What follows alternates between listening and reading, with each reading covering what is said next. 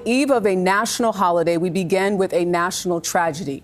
Two members of the West Virginia National Guard on crime-fighting duty in Washington, D.C. were shot and critically wounded today. They were ambushed just blocks away from the White House. CBS News captured the immediate aftermath of the shooting right there. A suspect was wounded and taken into custody and is now in the hospital. President Trump in Florida for Thanksgiving posted that the shooter will, quote, pay a very steep price. He's ordering 500 more National Guard troops into Washington, D.C. Homeland Security and Justice correspondent Nicole Sganga is following the very latest with this investigation. Nicole, good evening. Good evening, Jerika. The shooting took place just 2 blocks north of the White House while the president was in Florida to celebrate the Thanksgiving holiday. U.S. officials tell CBS News this was a targeted attack. A horrific scene in broad daylight in downtown Washington this afternoon. 2 National Guard members lying on the ground, shot in what officials describe as an ambush-style attack. Cell phone video shot from above show the moments just after the shooting happened, with first responders on the scene immediately. The suspect came around the corner, raised his arm with a firearm and discharged it at the National Guard members. The National Guard members, there were other members that were in the area. They were able to, after some back and forth, able to subdue the individual and bring him into custody. Law enforcement sources say there were 10 to 15 shots fired. The suspect was shot 4 times and remains in critical condition.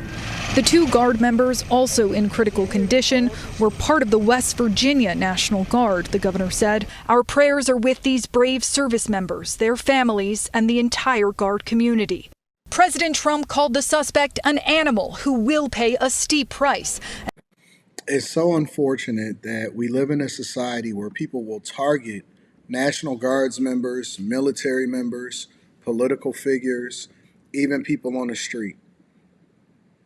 I hate that we live in that type of environment, but it's important for us to spend more time being appreciative of our public service members, of our public safety members, and the people and the first responders in the community that, you know, even deter the violence or make it uncool and unsafe and have them think twice. You know, I pray for these National Guards families, and it's so tragic because it literally comes at the time where the holidays are really kicking off and people are really supposed to be appreciating each other over dinner and Thanksgiving. But this is what we got to deal with. It's unfortunate. And according to Secretary of Defense Pete Hegseth, called for 500 more National Guard members to be deployed inside the city. That will only stiffen our resolve. We will never back down. We will secure our capital. We will secure our cities. In fact, this happened just steps away from the White House. It will not stand. Over 2,100 National Guard members have been on duty in Washington since the president ordered the deployment in August. So now what you have is a targeted attack of National Guards members because for whatever reason, and I'm actually glad, this is one of the few times where I'm glad that they captured him alive. Hopefully he survives, the not only the National Guards members, but also the person that did the attack. I would love to know what the incentive was behind it because we need to study these monsters and we need to know why they did what they did. Breaking tonight, a horrible way to start the Thanksgiving holiday. 2 National Guard soldiers from West Virginia are in critical condition tonight after being shot less than a mile from the White House. It happened about 2:15 this afternoon Eastern Time outside a metro station. President Trump was briefed in Florida. The White House was placed in a lockdown and flights to Reagan Airport were actually suspended. A suspect is in custody. He was shot and is said to be severely injured. Correspondent Mark Meredith has been on the scene all day. He joins us from there right now. Good evening, Mark. Brett, good evening to you. You can see the investigators are still out here. Investigators calling today's attack a targeted shooting of 2 National Guards members from West Virginia. These members were here in the nation's capital to help make D.C. a safer place. And while we are awaiting any update on the condition of those 2 people, we are learning more about what happened leading up to the shooting. As you mentioned, it occurred outside of a D.C. metro station around 2 o'clock today. And we also heard from the FBI Director Kash Patel, who's offering the full resources of the federal government to make sure they understood what occurred. Make no mistake, they will be brought to justice. Since this is an assault on a federal law enforcement officer, this will be treated at the federal level as an assault on a federal law enforcement officer. Police have yet to say if the suspect shouted or threatened the service members before shooting, but that suspect was shot by responding officers or service members and quickly captured. His condition has not been released, but eyewitnesses told us that he was conscious. D.C. police say they are also still trying to put together the timeline of exactly what happened. We have reviewed video from the area. It appears, like I said, to be a lone gunman that raised a firearm and ambushed these members of the National Guard, and he was quickly taken into custody by other National Guard members and law enforcement members. The deployment of National Guard troops has not only been closely watched nationally, we've certainly covered it on this program, but it's also been controversial too. D.C.'s Democratic mayor has walked a fine line, sometimes supporting the Trump administration's crime crackdown, while at also times criticizing how it's been carried out. We heard from Mayor Bowser also this evening. I've had the opportunity to brief U.S. Attorney General Pam Bondi, who was speaking to the president when I called, as well as the United States Attorney Pirro, who assured me that this case will have her office's complete attention.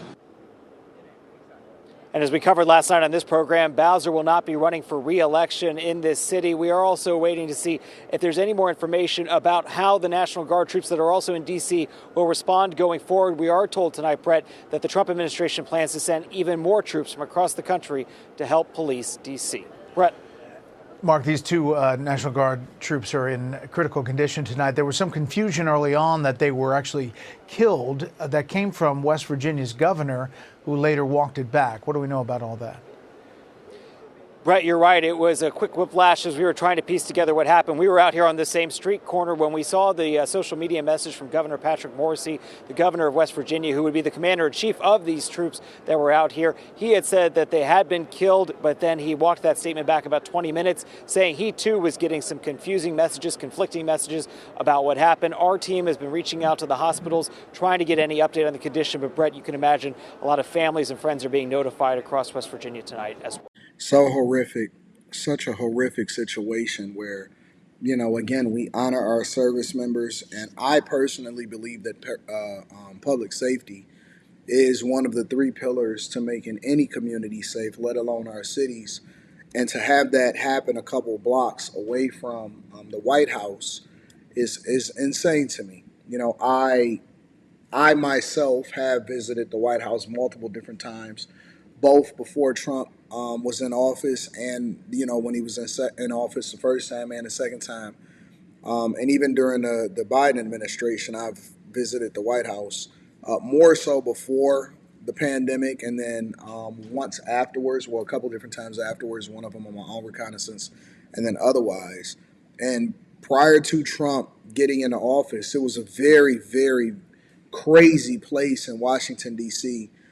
To walk around. I have not visited since the National Guard or walked around in the daytime since the National Guard has been deployed there.